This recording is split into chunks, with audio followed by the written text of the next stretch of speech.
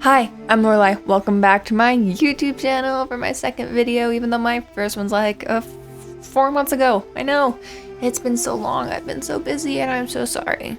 But I'm here now. That's pretty cool. You wanna know why I'm here now? Because it's Mermay. Well, not for me. For you guys it's May, but for me it's not May. Because I plan to post this on May 1st, so then it'll be May. And you know what happens in May if you're an artist? Mermay happens in May if you're an artist. Mermay is when a bunch of artists make prompt lists and you can pick to follow them or to not do it, and no one really cares.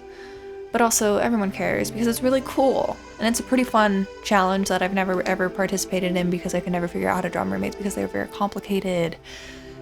Yeah. Mermaids are stressful. Like very stressful. You know, they have tails, they have scales, they have fins, and like their top half is always basically naked. And you know how stressful that is when you are very bad at anatomy? Cause I do. Cause I've gotten better at anatomy over the past year. But man, last year I was like, I'm gonna do mermaid. But then I tried to draw a mermaid and I was like, I am not gonna do mermaid. Because I could not figure out how the hell torsos work. They're so complicated. Especially like female torsos, because they have boobs, and boobs are like balls of fat, and you have to know how to draw balls of fat, and it's so confusing. It is so confusing. But I figured it out. I figured it out, especially in this drawing. I saw a TikTok like last year, I think.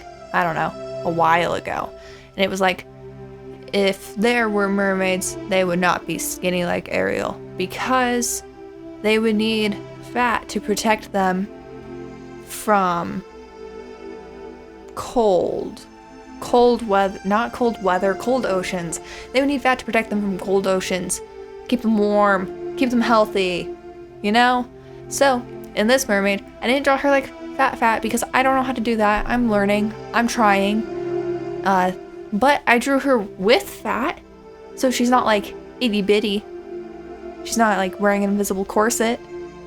But yeah, I'm gonna try, hopefully make a fatter mermaid this month, because I have 9 opportunities with the prompt list I made with my friend Soba.doodles, who I will link down below.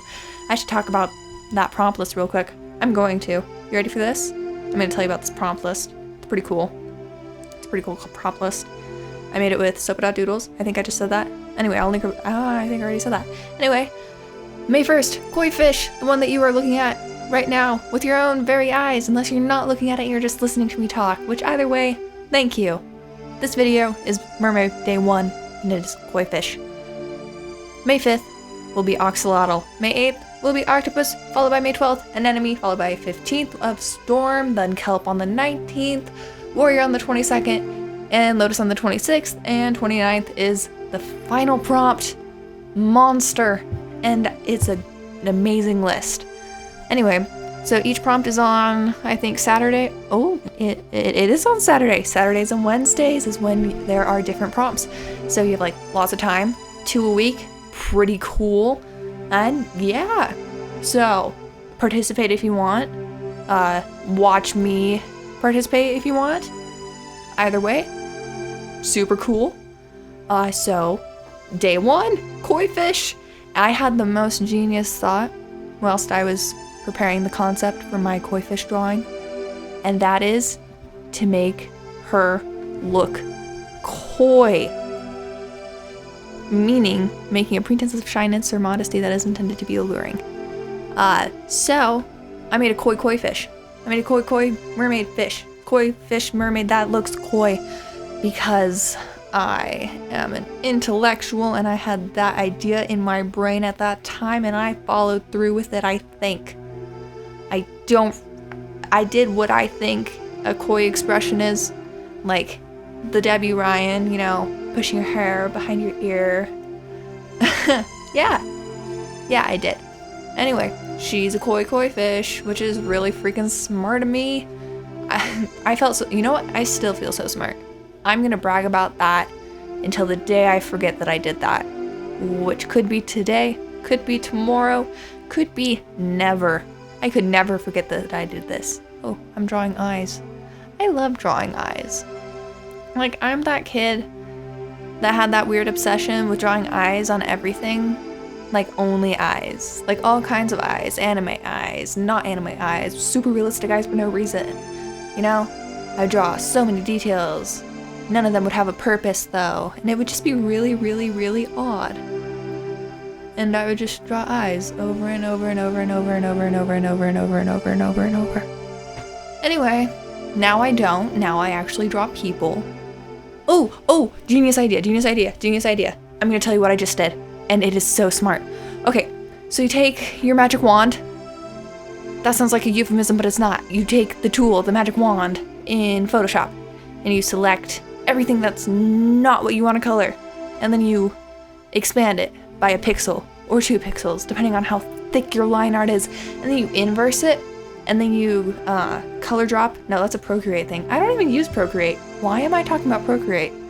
Anyway, you fill with the bucket. You bucket fill. You fill the bucket on the thing. You take the bucket, you fill it with a color, and then you use clipping masks to fill in all your other base colors, you know? And then you take the magic wand again, and then you select all the stuff outside your character again, and then you inverse it. No, don't inverse it. Do not inverse it on this round. So sorry. You don't inverse it. And then you just erase all the colors that are outside of your character after you unclip the layers that were clipped to the base layer.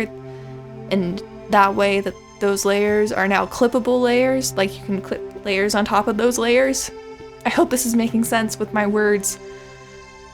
Anyway, that is now how I'm going to be coloring in all my base layers, because I felt like an absolute genius when I thought of that, and I'm going to use it for the future. I don't know if anyone else does that. They might. I'm probably not the first person to think of it, but boy oh boy do I feel smart that I thought of it. It saved me so much time, because I was like, how am I going to shade these? I like to use multiply layers on each different base layer, but I can't clip to my clipping layers, so I made it so that they weren't clipping layers. Boom! Problem solved. Wow, that was cool. Oh. I have a chair and it has holes in it, and I just pushed my arm back through one of the holes and now I'm stuck. You can't see it, but I feel like you can feel my pain, and that's... ouch. That's all that's really important. I'm free now, but... yeah. Ooh, hair. White hair. White hair. I changed hair to white there. Whoa. Poetry. Anyway, yeah, so here you see me debating. Do I like this color of the hair? Do I need it to match the tail? Is that too much white for this drawing? The answer was no, it is not too much white for this drawing, and yes, I do need it to match the tail because it looks phenomenal in the end. It looks so much better than that brown hair would have looked, because it matches the tail, and I can add pretty extra lighting, and it just looks more cohesive, if you know what I mean. I hope you do, because I don't. Just kidding, I do. I actually know what I mean. It made it look more cohesive. And now it's like only 1, 2, 3... there's like 4 colors in this, well, 5. There's 4 colors in this character, and then a very much brighter color of one of the colors that I use for the eyes. And you know what? Color palettes. Let's talk about color palettes. I hate color palettes. I don't know how to use them. I've tried to make color palettes before, like, I think you saw one earlier. It was either in like the top right or left hand corner. But anyway, I tried to use that, but all the colors were wrong, especially after I added in a background color, and they all just looked so bad. They were like so desaturated. I use a lot of desaturated colors, but that wasn't working in this drawing, so I had to use like the hue saturation slidey things. You know, it's weird. In Photoshop, when I'm screen recording, if like a window pops up, like those slidey things, it won't show it. So you don't know that I did that. But you know what? I'm telling you, I did that. I used the hue saturation slidey things, and they made my colors so much better. Because I'm like so scared of doing overly saturated colors when I'm first picking my colors. I don't even know why. Actually, I do know why. It's because I used to use like very saturated colors. If you ever go back in my old Instagram art, oh my goodness, those colors were so saturated. And like, I love when other people use saturated colors, but I think the colors mixed with my old styles, it just ruined everything, you know? Like my old, oh, I have such fun old styles. If you want me to do like a video making fun of me in the past, like making fun of past me and showing you guys all of my awful old art, I will do it because I love making fun of myself. Just kidding. I love admiring how much I've progressed. Let's say it like that. I love admiring how much I've progressed as an artist. Although honestly, my old art is kind of funny. Like, compared to my new art, it is not like a masterpiece. Like, there's parts of it that I like. I used to draw like a lot of little dots in the hair, and those were kind of fun. They weren't realistic at all, but they were fun. They were satisfying to do, and I did like a lot of them, and they were really nice. But now I don't do them because they don't suit how I draw now. But also, I used to draw fish eyes. Like, some people can pull off that look, but I just couldn't figure out how to make it work. It was just like a circle, and there was a little circle of color in the middle, and oh my god, it looked like they were staring into your soul. Like, if you did anything bad in your life, they knew. They knew, and they were judging you. They were judging you. No, they were judging me, because I drew them. But yeah. Ooh, I'm shading the skin. That's fun. Wow, I should talk about this drawing because I am really proud of it. Still, I drew it like 2 weeks ago and I'm still proud of it. That's really hard. As an artist, I'm like, my stuff sucks. But then also as an artist, I'm like, I am so talented. I have so many conflicting feelings because I don't want to be egotistical and be like, oh my goodness, my art is so freaking awesome. But also, I don't want to be hard on myself in case there's anyone who like likes my art and they're like, what? Because I do that. If I see an artist that I really like who's like, I hate my art, I'm like, well, now I'm like, I get it. But past me was like, why? Why do you hate your art? It is such good art. It is fantastic. It is beautiful. It is amazing. It is phenomenal. It is the most gorgeous thing I've ever seen in my whole entire life. But now I get it, you know? I understand hating your art even if it looks good, you know? Because, like, I think this still looks good. It's only been 2 weeks, but I can already recognize a few little errors that I made in it, which is not always fun because you can't fix them. But yeah. Anyway, what was I talking about? I think I was talking about art. Oh yeah, I was going to talk about this piece. I'm drawing it. Well, not right now. I already drew it, but you see me drawing it. I just want to tell you how much I hate scales. I hate scales. Like, music scales, those suck. Weight scales, I don't know. I don't use them. Because I don't care. What other types? Those balance scales, those are whack. Like the ones at the grocery stores, that you put your stuff in, those are fun. When I was a young child, I would put my hand in it and then push down on the scale and see how much I could make it weigh with just like the force of my hand and muscles. And fish scales are the worst kind of scales, in my opinion, as an artist. I hate them. I couldn't figure out, how do you make them look so goddamn shiny? Apologies for my language. Actually, no, I don't. I'm gonna speak. Those are so freaking weird to draw. Scales, like, I didn't know how much detail do I need to put into this. How much detail do I need to put into this scale? How much of it is gonna go unnoticed by anyone who looks at it? What's the point of drawing scales because they're so annoying? How shiny should they be? How much shadow do they use? And like, I understand you should probably have a reference. I refer you guys to have a reference. Have a reference and use it, but I am very bad at finding references, so I rarely use them, and that's a me problem, and I'm trying to work on fixing it. But also, use a reference. Ooh, I'm coloring my line art. I love coloring line art. Like, I love the look of black line art, but then I also love the look of colored line art. So I color this shit. I just color all my line art, and I think it looks so much better colored. It makes it look like a final piece. Wow, I think I just blurred it. Why don't the stupid windows pop up? That's annoying. Anyway, I blur my line art to give it like a softer feel, you know? Make it more smooth and sufficient. Sufficient? What? Not sufficient. I'm not sure what word I'm looking for. That's okay, you know? That's fine. It's fine. Okay, what am I doing right now? Oh, gradient. I didn't know that Photoshop had like pre-selected gradients. And so when I went to there and I was like, blue ocean, gradient. And there was like that one. I am in love with that gradient colors.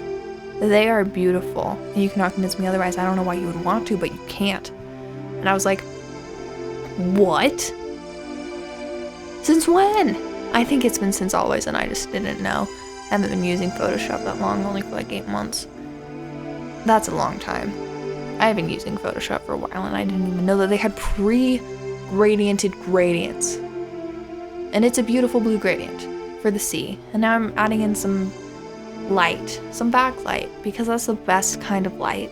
It makes everything so like atmospheric and dramatic and beautiful. And then I love adding dots, and I'm trying to do it with like a brush, like a splatter brush. So that's what I used to do, but that doesn't work for me anymore because I'm so picky about where I want my stupid dots.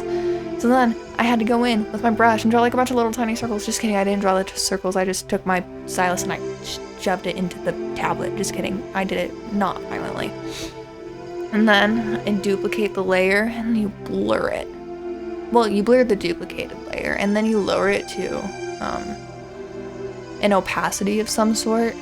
Yeah, and then if you want, you can change the opacity of the original layer too. I think I go to like 20, 40, or 60.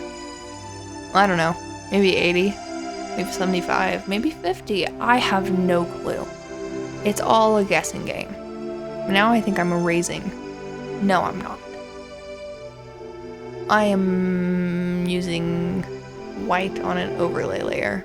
That is what I'm doing. And then I'm gonna blur it because blurred light is good light. Heart light, harsh light is also good light. But I just wanted more blurred light for this one. I think I go in and add some extra harsh lighting, but I don't know. I do not recall. Maybe this is harsh lighting. This is the harsh lighting. Yes, it is. Oops. Wait, no, it isn't. What did I just do? Oh, look, it's the finished piece. Goodbye. Enjoy. Thanks for coming. See you later.